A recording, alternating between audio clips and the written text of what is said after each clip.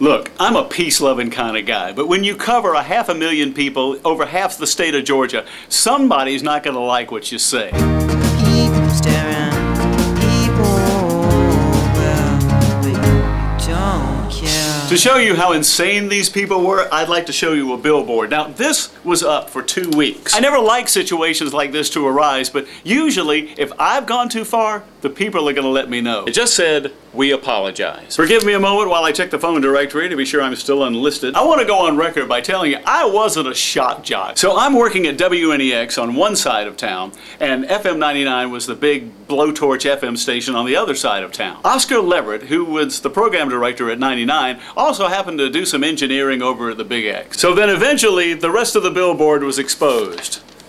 "We apologize for what Bill Elder said this morning." He started dropping hints about how they may be receptive toward having me apply for a job. I'm one of the nurses that's down here for the board. Hi.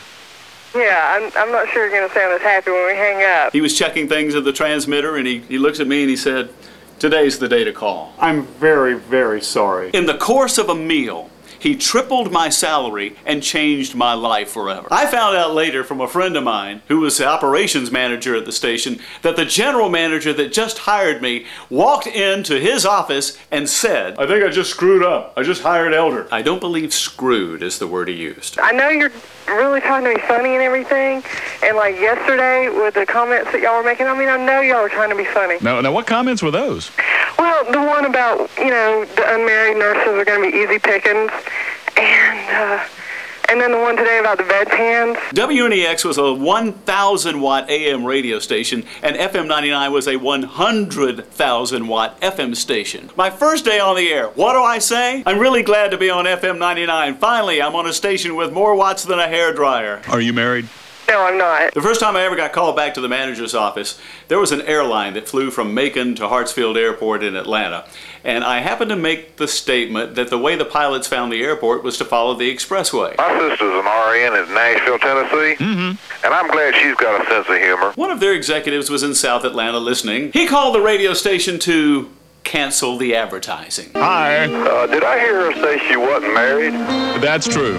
Wonder why. So the general manager calls me back to his office, and he handled it so well. Listen, his first words were, "I'm going to step on your toes a little bit." The young lady that was offended this morning, you should have replied to her that if she didn't like your show, she should listen to one of those other radio stations that play all the goat roping music. Generally, the conversation was, you know, it was a hysterical bit. I laughed at it, but they just canceled their advertising. The ace in the hole was the radio station had a waiting list of people to get on to advertise. If she's still listening, she's going to be so stressed out she's barely going to be able to write her name. That's true.